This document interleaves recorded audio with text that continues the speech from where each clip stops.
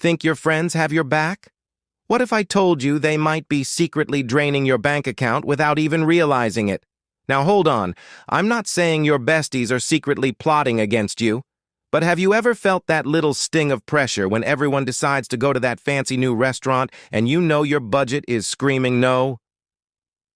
I remember this one time my friends all spontaneously booked a weekend trip.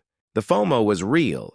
I almost caved, picturing all the fun I'd miss out on, but my savings account was giving me the side eye. I ended up staying home, feeling a bit left out but also weirdly relieved. This is exactly what we're talking about today. It's not malicious. It's the subtle, unspoken ways our social circles can steer our financial ship off course.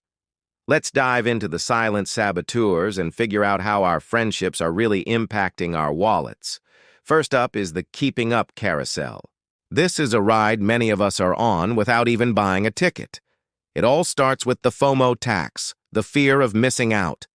Your group chat blows up with plans for a concert, a festival, or a last-minute vacation. You know you can't really afford it, but the thought of seeing their amazing stories on Instagram while you're at home is just too much to bear. So you swipe the card. You tell yourself you'll make it up later. But this FOMO tax adds up, and it's a heavy price to pay for not wanting to be left out. Then there's the upgrade escalation. Your friend gets the latest phone, another buys a new car, and suddenly your perfectly good phone feels ancient and your reliable car seems a bit shabby. This isn't about jealousy. It's a subconscious trigger. Seeing our friends level up their lifestyle makes us question our own. We start thinking, maybe I deserve a new one too.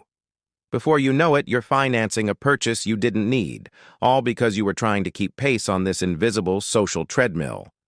And let's not forget the treat yourself trap. It's Friday, and someone says, "We worked hard, let's treat ourselves." Or a friend gets a promotion, and it's time for celebratory drinks and an expensive dinner. These moments are great, but when treating ourselves becomes a weekly or even daily habit within your friend group, it normalizes excessive spending. It reframes indulgence as a necessity. Each little splurge feels harmless, but together they create a massive hole in your savings plan. What starts as a fun celebration can easily become a habit that eats away at your financial future. Next, we need to talk about the unspoken expectations and social norms that quietly dictate our spending. One of the biggest culprits is the "it's my turn" tab. You're out with friends, the bill comes, and the default is to just split it evenly. But what if you only ordered a salad and water while everyone else got 3-course meals and cocktails? Or what if your income is significantly lower than your friends? Speaking up can feel incredibly awkward. You don't want to seem cheap or difficult, so you just pay your equal share, even though it feels unfair and strains your budget. This unspoken rule of splitting everything evenly can be a major financial drain. Then there's the lending labyrinth. A friend is in a tight spot and asks to borrow some money. Of course, you want to help. They're your friend, but this is where things get tricky. What if they don't have a clear plan to pay you back?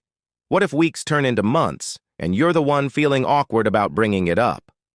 Lending money can put a huge strain not just on your finances, but on the friendship itself. The uncertainty and the potential for resentment can make this a no-win situation. And finally, the gift-giving gauntlet. Birthdays, weddings, baby showers, holidays, the list goes on. There's this mounting pressure to give bigger and better gifts, especially if your friends are big spenders. You see someone giving a lavish present, and you feel obligated to match that energy, even if it means going into debt. The joy of giving can get lost in the anxiety of affording it. It becomes a performance of generosity rather than a genuine expression of affection, and your bank account pays the price for admission. So, how do you spot these financial red flags in your friendships? It's time for a reality check. The first step is to track your friendship spend. Seriously, take a look at your bank statements from the last couple of months. Categorize all the money you spent on social activities, dining out, drinks, tickets, trips with friends. You might be shocked at the total. Try to notice if the spending is higher with certain groups. This isn't about blaming anyone, it's about gaining clarity on where your money is actually going. Next, be on the lookout for the convenient amnesia friend. We all know one. This is the person who consistently forgets their wallet, is always a little short on cash, or promises to get you back next time, but never does. While it might be a genuine mistake once or twice, if it's a recurring pattern, it's a problem. They are, intentionally or not, relying on your generosity to fund their lifestyle. This imbalance isn't fair to you and can slowly build resentment. Finally, take a look in the lifestyle mismatch mirror. Be honest with yourself. Do your financial goals align with your friends' spending habits? If you're aggressively saving for a down payment on a house, but your friend's main goal is to find the best bottomless brunch spot every weekend, there's a fundamental mismatch. This doesn't mean you have to ditch your friends, but it does mean you need to acknowledge that their financial path is different from yours, and you can't walk it with them if you want to reach your own destination. Recognizing this conflict is the first step toward navigating it successfully. Okay? So we've identified the problems. Now for the most important part. How do you protect your prosperity and set boundaries with your besties without ruining your friendships? It all starts with the honest conversation blueprint. This can be terrifying, but it's essential. You don't need to give a lecture on fiscal responsibility. It can be as simple as saying, "Hey, I'm really trying to save up right now, so I need to pass on the fancy dinners for a bit, but I'd love to host a game night or go for a hike instead." Offer a cheaper or free alternative.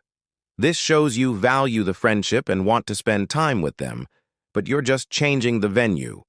Most true friends will understand and support you. This leads to the next point. Financial values alignment. You don't need to drop all your friends who love to spend, but it is incredibly helpful to actively cultivate friendships with people who share your financial mindset. When you have friends who also get excited about hitting a savings goal, who suggest potlucks instead of pricey restaurants, and who you can talk to openly about money without judgment, it creates a supportive ecosystem for your financial growth. These are the people who will cheer on your discipline, not tempt you to break it. And finally, master the strategic say no. This is a superpower. Remember, saying no to an expensive outing is not saying no to your friend. You are not rejecting them as a person. You are simply saying no to a specific activity that doesn't align with your personal goals. Frame it with confidence. Instead of a weak, "I don't think I can," try a clear and kind, "Thanks so much for the invite, but I'll have to sit this one out. Hope you guys have an amazing time." You don't always need to provide a long explanation. A simple, polite decline is enough. Prioritizing your financial well-being is an act of self-respect, and true friends will respect your decisions.